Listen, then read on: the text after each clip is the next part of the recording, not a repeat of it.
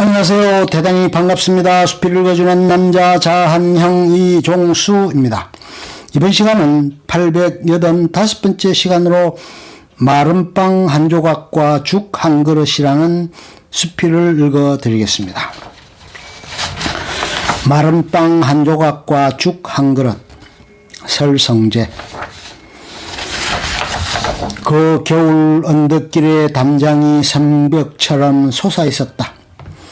주먹만 하고 반들반들한 돌이 보석처럼 빼곡하게 박힌 돌담이었다. 높은 담장 안에서 사는 사람들은 어떨까? 사는 게 별반 다름이 없는 줄 알면서도 궁금해서 자꾸만 기웃했다. 잎이 너댓 남은 나뭇가지 하나가 담장 위로 넌젓이 고개를 내밀어 주었다면 조금은 덜 추웠을까? 마침 누군가 이불을 터는 모습이 비쳤다. 성벽 꼭대기에서 깃발이 나부끼는 듯했다. 일요일 오전 딸과 함께 오르는 서울의 낯선 길이었다. 어떻게 이 먼 데까지, 어떻게 찾다 보니 엄마. 1시간 넘도록 지하철을 타고 온 데다 오르고 올라도 교회는 나타날 기미가 보이지 않았다. 간혹 성냥차가 지날 때마다 바퀴에 달려온 찬바람이 우리 앞을 몰아치는 바람에 옷깃을 더욱 염이었다. 여기저기 물어보고 찾은 곳인데 조금만 더 가면 돼. 딸이 미안했던지 다시 대답해 주었다. 어젯밤 늦게 딸의 기숙사에 도착했다. 콧구멍만한 옷장을 정리하고 방을 몇 번이나 걸레질하면서 서울 생활에 대해 이것저것 물었다.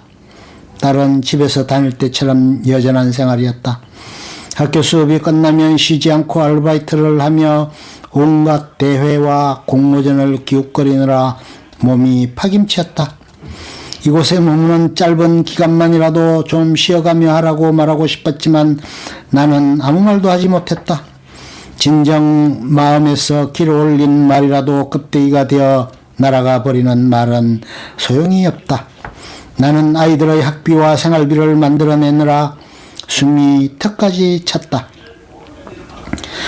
지난날 남들보다 해펐던 웃음이 바닥났고 누굴 붙들고 사정을 말할 수 있는 숫기 같은 건 처음부터 없었다.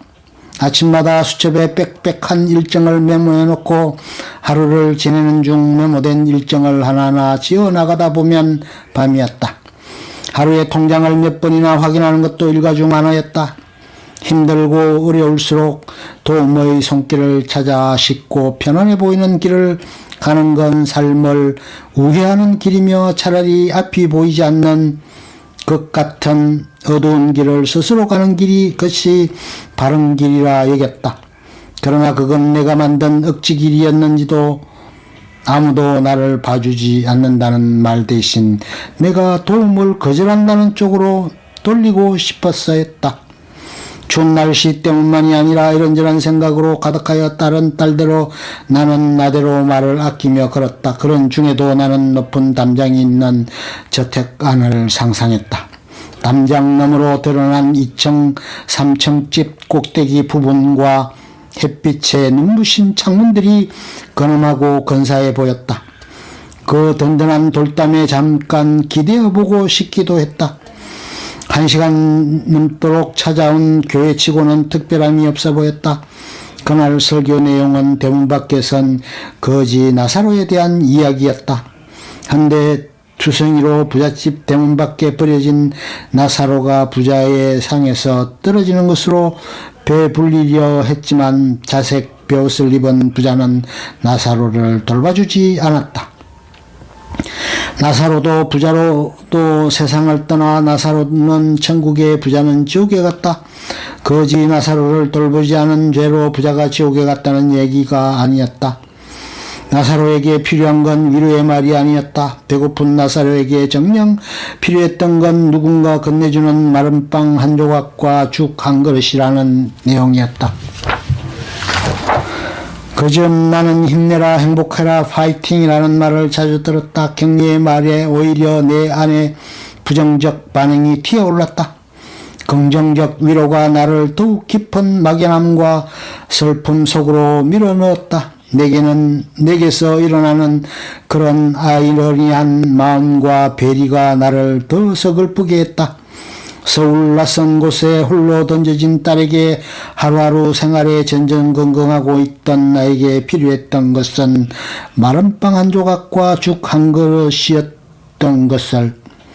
예배를 마치고 식당으로 내려갔더니 식탁 위에 팔뚝만한 바게트들과 간이 잘된 흰죽 그릇들이 준비되어 있었다. 사람들이 함께 빵을 뜯고 따뜻한 죽을 뜨며 만담도 오갔다.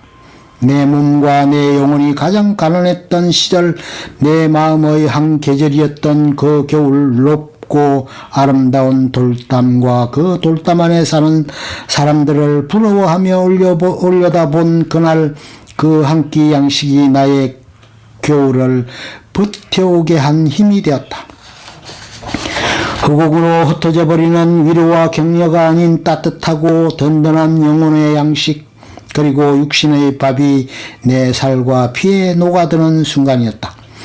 살기 좋아졌다고 나사로가 없는 것은 아니다. 육체적 굶주림과 질병만 아니라 정신적으로 허기지고 병든 사람들이 얼마나 많은지 모른다.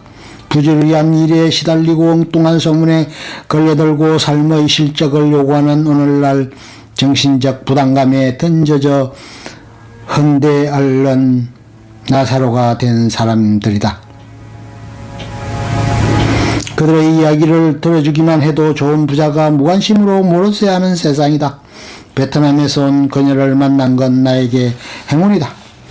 그녀는 연명하다시피 살아내고 있다. 그녀를 보면 왜 어려운 사람이 자꾸만 힘든 일을 덧입게 되는지 이해되지 않는다.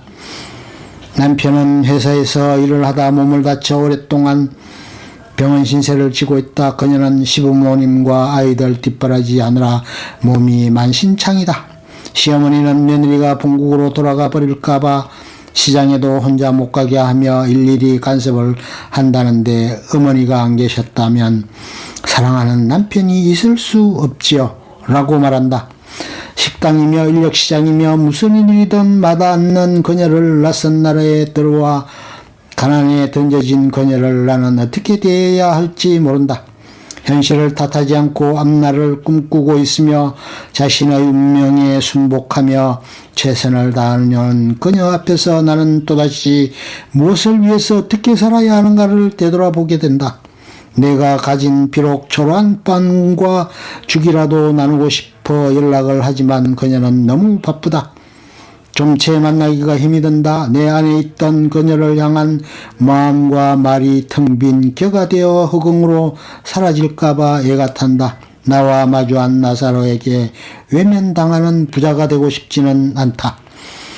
끝. 좋으면 좋아요, 구독, 알림 설정 눌러주세요. 감사합니다.